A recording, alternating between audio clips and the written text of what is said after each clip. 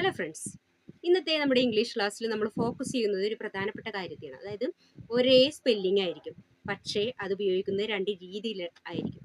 അപ്പോൾ നമുക്ക് ഏത് രീതിയിലാണെന്ന് കൃത്യമായിട്ട് വേർതിരിച്ച് അറിഞ്ഞാൽ മാത്രമേ കൃത്യമായിട്ടുള്ള ആ ഒരു സെൻസോടുകൂടി സംസാരിക്കാനായിട്ട് സാധിക്കുള്ളൂ. അപ്പോൾ ഇന്നത്തെ നമ്മുടെ ക്ലാസ്സിൽ നമ്മുടെ സ്റ്റുഡൻസിനെ നന്നായിട്ട് കൃത്യമായിട്ട് അർത്ഥമറിഞ്ഞ് ഈ കാര്യം സംസാരിക്കുന്നതിന് പ്രാപ്തരാക്കുക എന്നൊരു ലക്ഷ്യമാണ് ഉള്ളത്. അപ്പോൾ നമുക്ക് ഏതൊക്കെയാണ് ആ വാക്കുകളെന്നും അത് ഏതൊക്കെ അർത്ഥതലങ്ങളിലാണ് ഉപയോഗിക്കുന്നതെന്ന് നോക്കാം.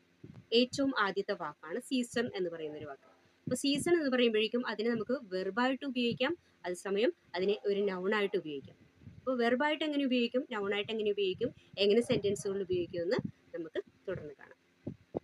സീസൺ ഒരു നൗണായിട്ട് ഉപയോഗിക്കുമ്പോഴേക്കും നമുക്കറിയാം എ പീരീഡ് ഓഫ് ഇയർ, ഒരു വർഷത്തിലെ ഏതെങ്കിലും ഒരു കാലയളവിനെയാണ് നമ്മൾ എന്ത് പറയുന്നത്, സീസൺ എന്ന് പറയുന്നത്.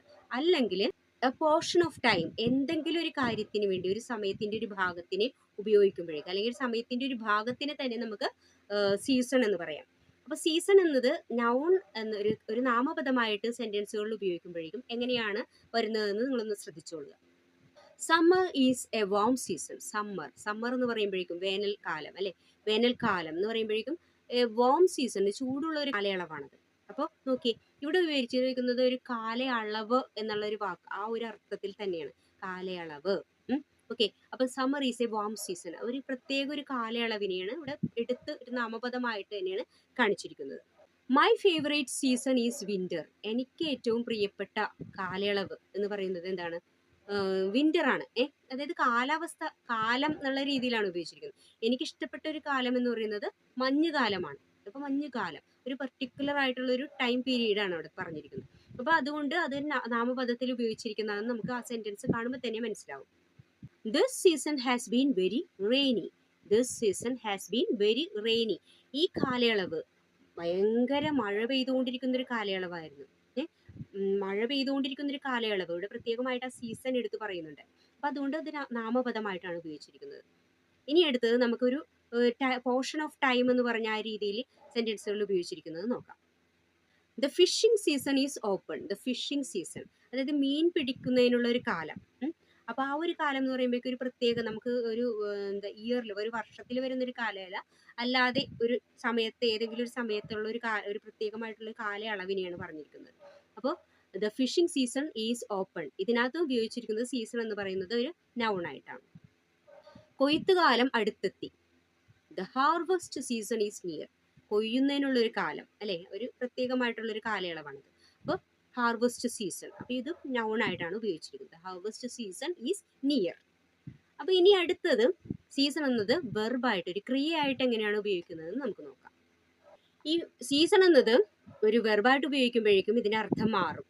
അതായത് നമ്മുടെ ഭക്ഷണത്തിന് രുചി കൂട്ടുന്നതിന് വേണ്ടി നമ്മൾ അതിനകത്ത് സ്പൈസസോ അല്ലെങ്കിൽ എന്തെങ്കിലും ഹെർബ്സോ, അതായത് എന്തെങ്കിലും ഈ സസ്യങ്ങളൊക്കെ ഇല്ലേ, പച്ച മരുന്നുകളൊക്കെ ചേർക്കൂല, അപ്പൊ ആ രീതിയിൽ എന്തെങ്കിലുമൊക്കെ ചേർക്കുന്നതിനെയാണ് നമ്മൾ ഈ സീസൺ എന്ന് പറയുന്നത്.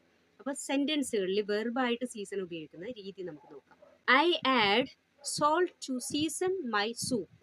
I add salt to season my soup. എൻ്റെ സൂപ്പിൽ ടേസ്റ്റ് കൂട്ടുന്നതിന് വേണ്ടി ഞാൻ അതിനകത്ത് ഉപ്പ് ചേർത്തു. അവിടെ ഉപ്പ് ചേർക്കുന്നതിന് ആ പറയുന്ന രീതിയാണ് സീസൺ ചെയ്യുക എന്ന് പറയുന്നത്. ഓക്കെ, ഇനി അടുത്ത സെന്റൻസ് നോക്കാം. I like to season my food with pepper. I like to season my food with pepper, അതായത് കുരുമുളക്. പെപ്പർ എന്ന് വെച്ചാൽ കുരുമുളക് ഇട്ട് എൻ്റെ ഫുഡിനെ കൂടുതൽ ടേസ്റ്റി ആക്കാനായിട്ട് എനിക്ക് ഇഷ്ടമാണ് എന്നാണ് I like to season my food with pepper എന്ന് പറഞ്ഞാൽ അതിലൂടെ ഉദ്ദേശിക്കുന്നത്. ചിക്കൻ കുക്ക് ചെയ്യുന്നതിന് മുമ്പ് അവള് അതിനകത്ത് കുറച്ച് എന്തെങ്കിലുമൊക്കെ ചേർത്തു എന്നുള്ള രീതിയിലൊരു സെന്റൻസ്, സീസൺ ചെയ്യുന്നതിന് വേണ്ടി. അപ്പൊ നമ്മൾ അതിനെ എങ്ങനെയായിരിക്കാം പറയേണ്ടത്? അവള് ചേർക്കും, ഫ്യൂച്ചറിൽ വരുന്ന അവള് ചിക്കൻ കുക്ക് ചെയ്യുന്നതിന് മുമ്പ് അതിൽ എന്തെങ്കിലുമൊക്കെ ചേർക്കും എന്നുള്ളതിന് നമ്മൾ പറയുന്നത് she will season the chicken before cooking. She will season the chicken before cooking. ഇവിടെ സീസൺ ചെയ്യുക എന്ന് ഉദ്ദേശിക്കുന്നത് അതിനകത്ത് എന്തെങ്കിലും ചേർക്കുക, അതായത് മസാല ആയിരിക്കും, അല്ലെങ്കിൽ എന്തെങ്കിലും പൊടികളായിരിക്കാം, അല്ലെങ്കിൽ എന്തെങ്കിലും ഹെർബ്സ് ആയിരിക്കാം. അതെന്താണ് ചേർക്കും, അവൾ ചെയ്യാൻ പോകുന്ന ഒരു കാര്യം. She will season the chicken, അവൾ ചിക്കനാണ് സീസൺ ചെയ്യുന്നത്. She will season the chicken before cooking. വെജിറ്റബിൾസിനെ കുക്ക് ചെയ്യുന്നതിന് മുമ്പ് അതിൽ എന്തെങ്കിലും ചേർക്കണം. അപ്പം അത് ചിലപ്പോൾ മഞ്ഞപ്പൊടിയായിരിക്കും ചേർക്കണത്, അല്ലേ, ഇപ്പോൾ വിഷമൊക്കെ വരാതിരിക്കാനായിട്ട്. അതിൽ ഇതുപോലെ സീസൺ ചെയ്യാനായിട്ട് മറക്കല്ലേ എന്നുള്ളൊരു നിർദ്ദേശം കൊടുക്കാനായിട്ട്. ഈ പച്ചക്കറി കുക്ക് ചെയ്യുന്നതിന് മുമ്പ് അതിൽ എന്തെങ്കിലും ചേർക്കാനായിട്ട് മറക്കല്ലേ, സീസൺ ചെയ്യാൻ മറക്കല്ലേ. അതെങ്ങനെ പറയും? Don't forget to season the vegetables before cooking. Don't forget to season the vegetables before cooking. അടുത്ത വാക്കാണ് പൂൾ. പൂൾ എന്ന് പറയുന്ന ഒരു വാക്ക്. പൂൾ എന്ന് പറയുമ്പോൾ നമ്മൾ കേട്ടിട്ടുള്ള പൂൾ. അപ്പൊ ഈ പൂളിന് നമുക്ക് നൗണായിട്ട് ഉപയോഗിക്കാം, അതേസമയം വെർബായിട്ട് ഉപയോഗിക്കാം. അപ്പൊ നൗണായിട്ട് എങ്ങനെയാണ് ഉപയോഗിക്കുന്നത് നമുക്ക് ആദ്യം നോക്കാം. പൂൾ എന്ന് പറയുമ്പോഴേക്കും എന്താണ് ശരിക്കും? നൗൺ എന്നുള്ള അർത്ഥത്തിൽ നമ്മൾ കുളം എന്ന് മലയാളത്തിൽ പറയും. സ്മോൾ ബോഡി ഓഫ് വാട്ടർ, അതായത് വെള്ളം ഒരുമിച്ച് ചേർന്ന് നിൽക്കുന്ന ഒരു ജലാശയം എന്നുള്ള രീതിയിലാണ് ഇതിനെ നമ്മൾ ഉദ്ദേശിക്കുന്നത്, കുളം. അപ്പൊ ഇതിനെ നൗൺ ഫോമിൽ സെന്റൻസുകളിൽ നമുക്ക് ഉപയോഗിച്ച് നോക്കാം.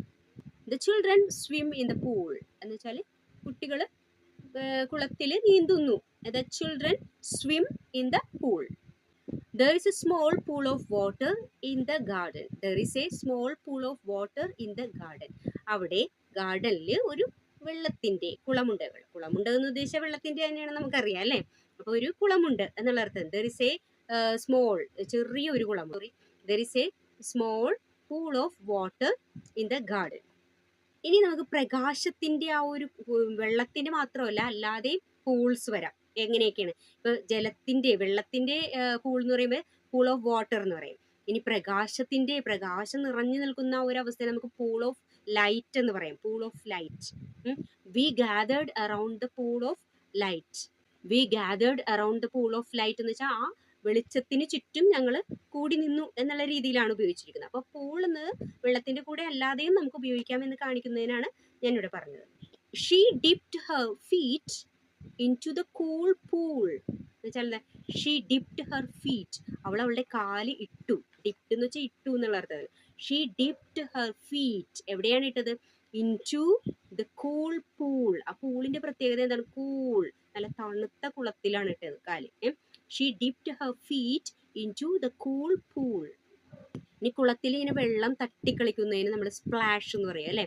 അപ്പൊ കുട്ടികൾക്ക് അങ്ങനെ വെള്ളം തട്ടിക്കളിക്കാൻ ഇഷ്ടമാണ്. അതെങ്ങനെ പറയാം നമ്മൾ?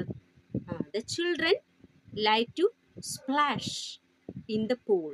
The children like to splash in the pool. ഇനി പൂൾ ഒരു വെർബായിട്ട് ഉപയോഗിക്കുമ്പോൾ, ഒരു ക്രിയയായിട്ട് ഉപയോഗിക്കുമ്പോഴേക്കും അതിന് വരുന്ന മാറ്റം നിങ്ങളൊന്ന് നോക്കി.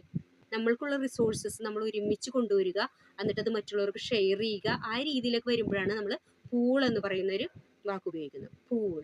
ഓക്കെ, പൂൾ വെർബായിട്ട് ഉപയോഗിക്കുന്നത് ആ രീതിയിലാണ്. നമുക്ക് സെന്റൻസുകൾ നോക്കാം. Everyone pooled their money to buy the gift. എല്ലാവരും അവരുടെ പൈസ കൊണ്ടുവന്നു പൂൾ ചെയ്തു എന്ന് വെച്ചിട്ടുണ്ടെങ്കിൽ അങ്ങോട്ട് എല്ലാവരും ആ പൈസ, റിസോഴ്സ് ആണല്ലോ പൈസ എന്ന് പറയുന്നത്, അത് കൊണ്ടുവന്ന് ഇട്ടു, എല്ലാം ഒരു സ്ഥലത്ത് വെച്ചു. എന്തിനാ? പൂൾ ചെയ്തു. എന്തിനാണ്?